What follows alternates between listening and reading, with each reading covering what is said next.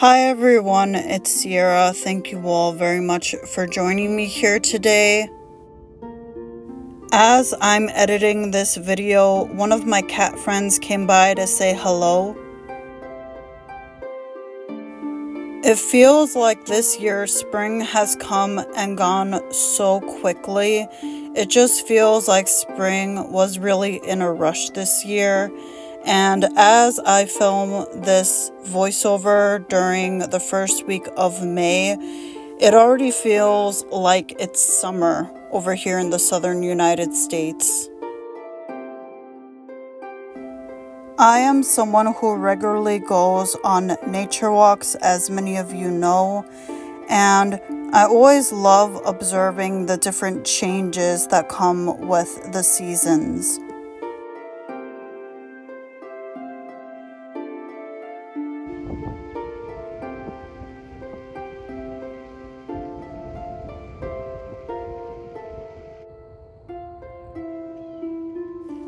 Even the summer flowers have arrived extra early this year.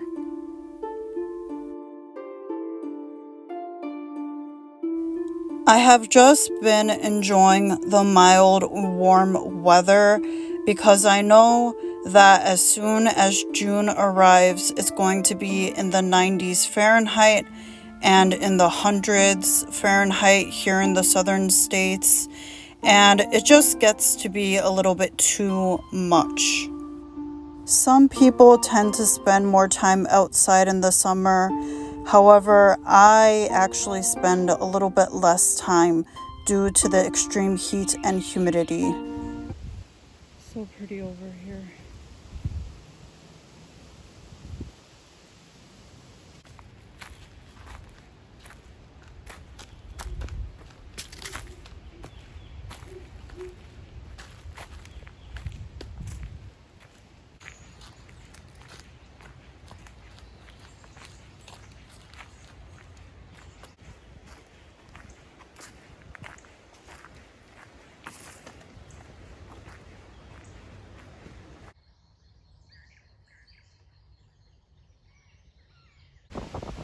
I filmed in this particular spot on the last week of April, and it definitely already looks and feels like summer.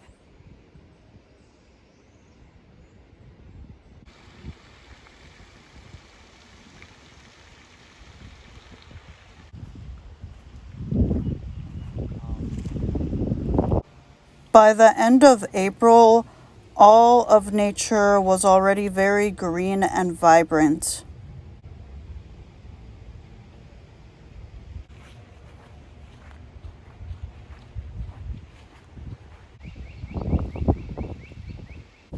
What also surprised me during the last week of April was the fact that all of the strawberries were already ready to be picked in the strawberry fields by a local farm, and they were definitely fully stocked.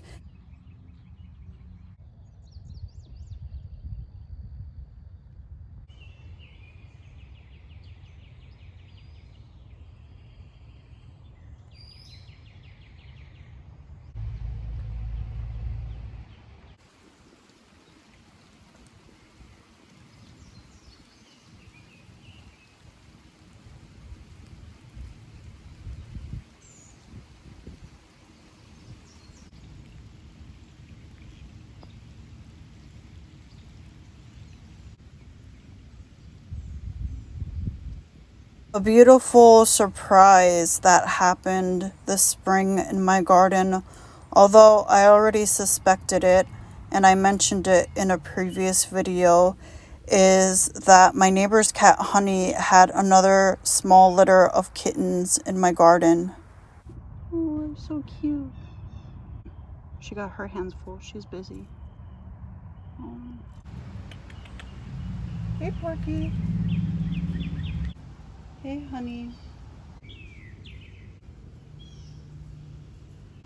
The 1st of May definitely felt like summer at almost 90 Fahrenheit. Just hanging out on a hot day in the shade, relaxing a little bit. see little babies.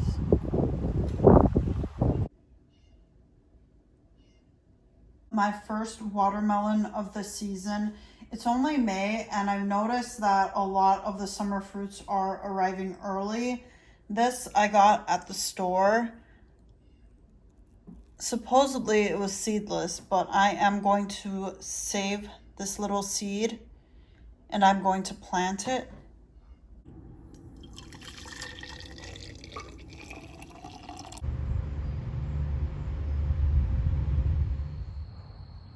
Something that I really wanted to do before the summer arrived was to go to the lake on a warm day and just go for a nice swim.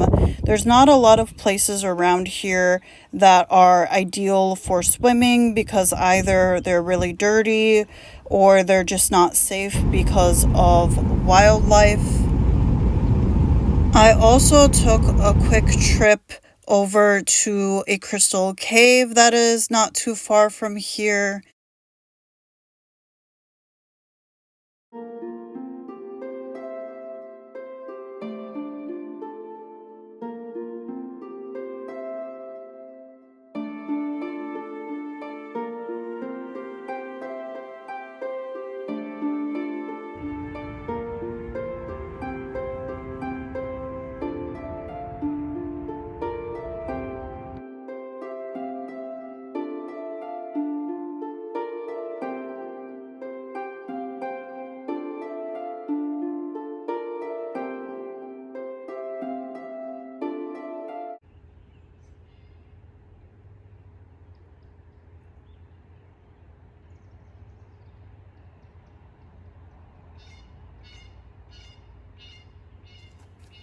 Oh, wow.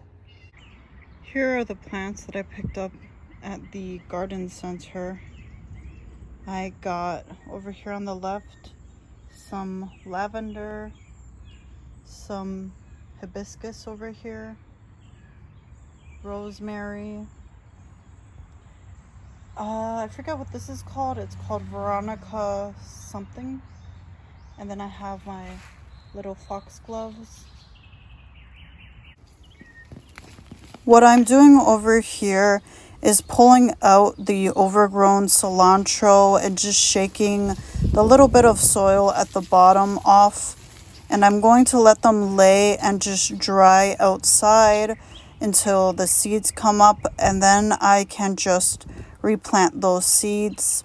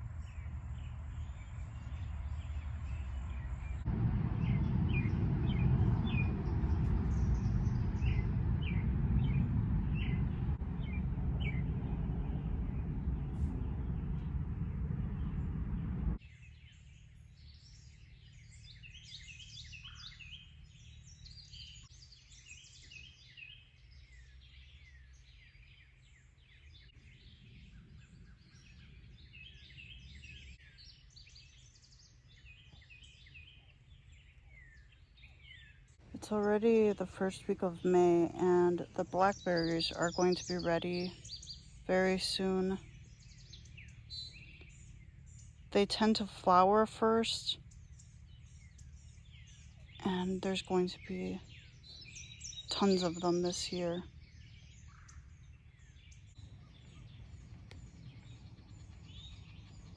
Hi everyone, I am going to go ahead and make some of my multi-purpose cleaning spray that I use, and I thought it would be cool to share it with you all in this video. I showed it in a video back in autumn. Here are just a few short clips from that video. So I thought I would show you all here, just a little bit more detailed. I don't want to make this too long. We have some rosemary. This is rosemary that I picked around Christmas time, and I have had it drying. I have a fresh lemon over here that I'm going to slice. And then here I have some dried calendula and a little bit of chamomile that is dried as well. I have this reusable spray bottle that I use. I got this years ago at, I think, Target, the dollar section. It was like $3 or $5 for this thing. I make different variations. I don't always make it the same, but I just thought it would be nice to show you all. And then I will put it to simmer on a medium-low heat. And I will let it simmer for about 20 minutes to 30 minutes, maybe a little bit longer. It works really well as a simmer pot as well. And I'm just going to chuck it all in.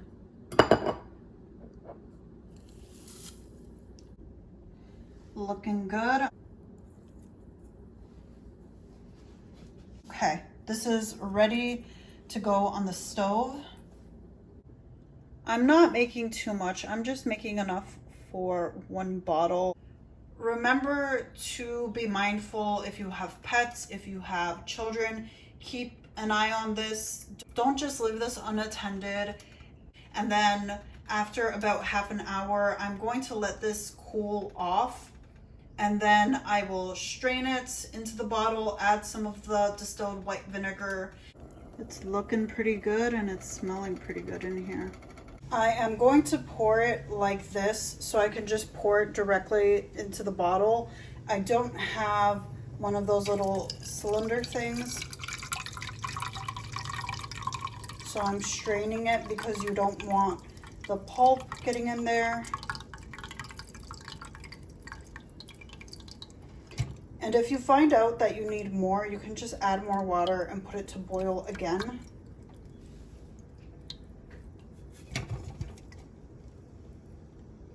Make sure you get every last drop.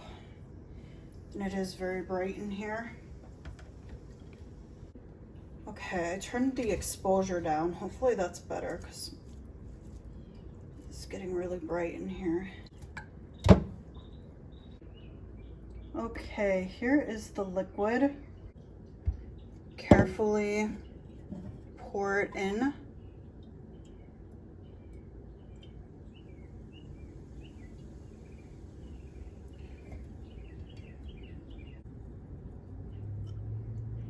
I probably should have made a little bit more, but like I said, you can just get extra water and boil some more. Okay, I'm getting a little bit more of the leftover liquid out. Got a little bit.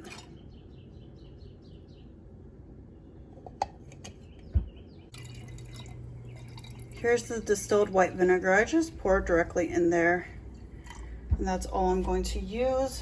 As you can all see, it's not full, and I am going to add some more water, and I'm going to allow it to boil a little bit more, and then that will be it. And if you really want to add just regular water from the tap, then you can go ahead and do that as well. It's not a big deal. You can play around with this recipe as long as the ingredients that you're using are safe for you. You're not using anything that is going to irritate you or trigger your allergies or anything like that. But yeah.